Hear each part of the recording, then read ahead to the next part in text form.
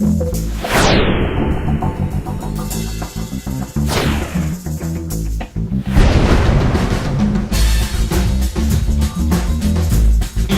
cool.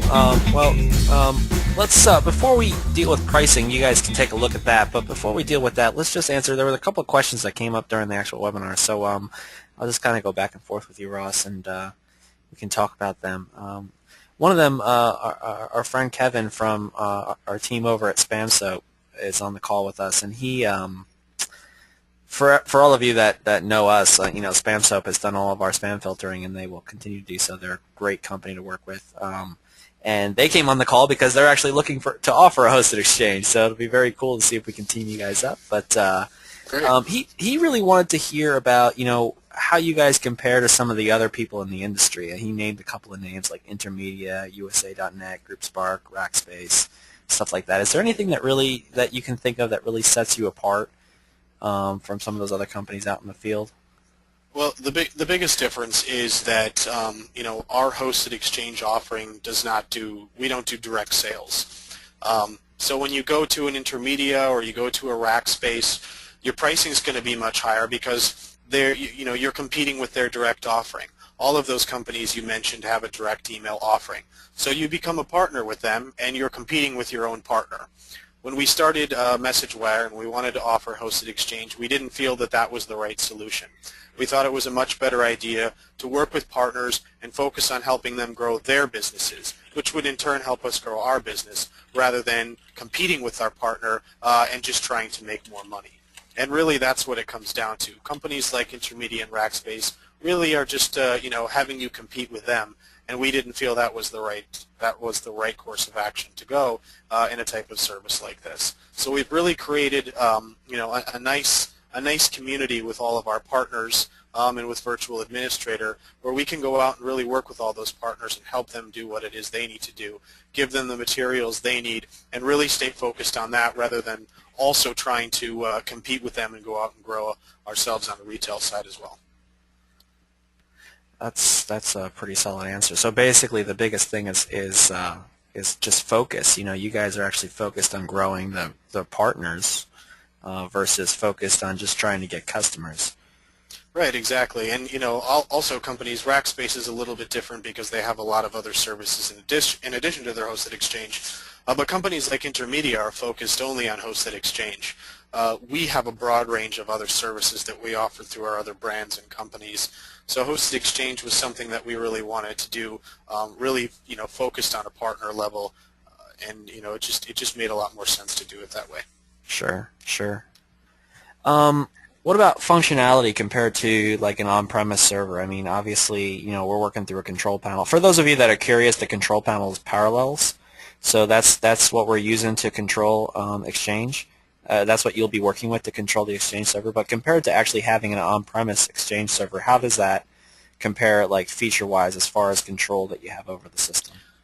I mean, it's virtually identical. Most people who are familiar with Exchange will understand what I say when I talk about the Exchange Management Console and going in and setting up mailboxes and enabling and disabling features from a mailbox, updating storage limitations, creating distribution lists, mail contacts. All of those features are available through the control panel. So you can create that mailbox, adjust its limits, add aliases, create send as permissions, full access permissions, add users to distribution lists, add as many contacts and distribution lists as you want. All of those features are right there in the web portal. It doesn't really require you to have any training or understanding of how Exchange works to manage that. Yeah, and also for all of you guys too, we actually put together a training document that we give to our partners that get onto this program that shows you how to do a lot of this stuff. I mean, most of it's pretty much brain dead simple, but for those few things that might be a little hidden, we have it written down. Let's see here. We got a couple other really good questions. Okay, this is a question where you're probably going to know the answer, and I don't. So, do you offer? I'm just going to read it off because I'm not sure I'm personally familiar with this stuff. Do you offer any communicator, live meeting, or link capabilities? Office Communicator, I'm assuming they're talking about OCS. Yeah. Yes. At this point, OCS is very limited in the environment in which we can use it in. It really doesn't have the full PBX connectivity, the full PBX capability that it's supposed to have in the hosted environment and in an HMC environment. So we haven't deployed it yet because really the only thing we could do with it is instant messaging.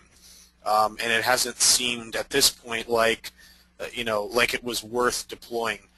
It's probably something that as that progresses we will definitely do, but today it really doesn't make a whole lot of sense for us to do it. As far as the live meeting goes, no, that's not a service we offer. I actually like GoToMeeting a lot better. Yeah, well, here we are. Cool. Okay, so one other question. That was from Jeff, and Jeff asked one other question. He was curious. Again, I'm just going to read this off so that based on one of the screenshots that you had during the presentation, but is it possible for partners to access their customers' accounts from their ID? Like, can they actually connect directly to their customer accounts? Yeah, absolutely. You have, as a reseller in the system, you have the ability to drill down all the way into the end user's mailbox and manage and take over everything you need to without actually knowing their password. So because they're basically a child of the reseller parent, you have the ability to do that, and that can all be permissioned out as well. Fantastic. That's great. Okay. Well, we talked briefly about the control panel, so we know that that's Parallels. What about things like white labeling, or setting it up so that it doesn't look, it looks like it's like a custom-made solution, or like reseller support and stuff like that? Right, yeah, and that's entirely possible. The control panel that a reseller would log into can use their own domain. It can have their own SSL certificate installed, and we even support announcing, if somebody has their own ARIN IP allocation or, has their own IPs, we will announce those IPs for them if they choose. We don't announce anything smaller than a /24, which is 256 IPs. But if they wanted to do something like that, or they had some other service, we would support that for them. We can also set aside smaller IP allocations and do direct SWIP.